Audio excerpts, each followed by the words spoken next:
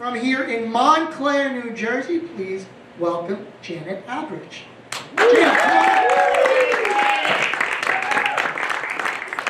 Thank you. Thank you, Rob. Oh, how many of you are from Montclair? Woo! Woo woo. Did you guys play soccer? No. Yes? There was a yes?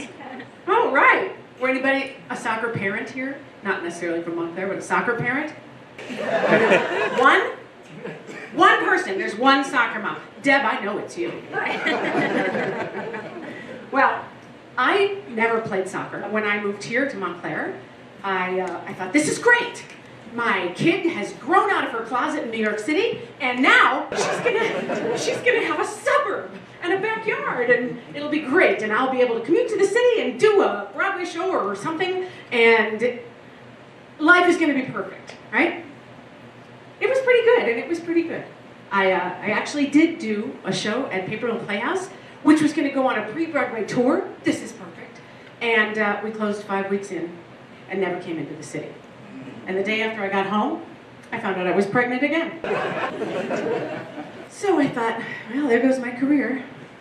My agent said, you're gonna have to stay home now and advocate for your kids. Advocate for my kids, okay. So, my daughter is in first grade at this point, and she comes home one day from school and says, Mom, I have to take soccer. I have to learn how to play soccer. I went, really? Why is that? She said, all of my friends have been playing for 4 years. 4 years. Do the math. First grade is 6 years old. These kids in Montclair start playing soccer at 2, 3 years old. I'm behind the times. How am I going to advocate for my kid? I don't know this world. I asked some questions, found some soccer moms, and they guided me, and I signed Molly up for soccer. And it wasn't long before I was standing on the sidelines with the other soccer moms and my husband, holding the coffee, talking, smiling, and going, shoot the ball! Kick it! Come on! Shoot it! Oh. Kick the fucking ball. Some parents, soccer parents, were just sitting here really chill in their little sports seats with their coffee, and they looked at me. I thought, you're here to advocate for your kids. Why aren't you advocating for your kids? They had older kids. They knew something. I didn't.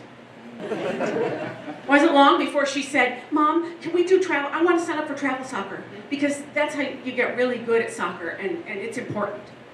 So, we signed up. She tried out, made the travel soccer team. We show up at the coach's wife's house. We all write our checks for thousands of dollars. He sends the girls out to the backyard and sits the parents down and says, okay, here are your rules. No names, no verbs. You must not yell anything that embarrasses your child or confuses them. I'm the coach. I tell them what to do. Oh my gosh, do you know how loud I am? We managed it. It all worked out okay. About this time, my youngest was getting into soccer too. I signed him up early. Okay, by the 3rd year, one of the soccer parents came to me and said, can you get your son to move? Everyone on this team is starting to hate him. I'm not kidding. These are soccer moms and dads. Soccer moms. We took him out, signed him up for drums. Best thing we ever did. Anyway, she goes on to middle school, where one day she forgets her lunch. I bring it into the school. I go to the secretary. I say, excuse me, can you please tell me which room Molly Valdez-Depena is in? I have her lunch. I got her lunch. She goes, no one's allowed in any of the rooms, only in this room and the hallway to the front door. You may not come in. I said, oh, no, please don't understand. I have her lunch, see? She's got soccer practice afterwards, and she needs her carrots and hummus and kombucha.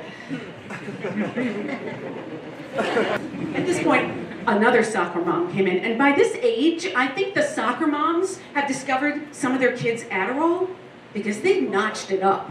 Let me tell you, they got intense.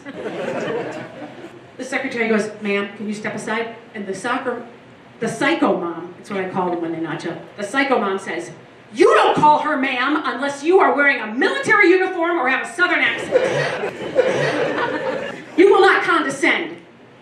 to this woman. Someone's advocating for me, this is so nice. Thank you. Well, we became friends. And when it was time for high school, in a flash, suddenly it was time to apply to college. And I asked my daughter, where would you like to go? Should we plan a trip and go see some colleges? Her answer was, anywhere as far away from you as possible. I'm thinking to myself, I gave up a fucking Broadway career to raise you, right? And my friend, now the psycho mom, she goes, you don't have anything to be sorry for. You are woke. You have raised your daughter. She went to a high school that was 55% white. She has friends from an entire spectrum of socioeconomic, cultural, and international sources. You are woke. You have a son who went from he, him, to they, them, to she, her. You are woke. I went, well, if I'm woke, why do I feel so fucking tired? Thank you.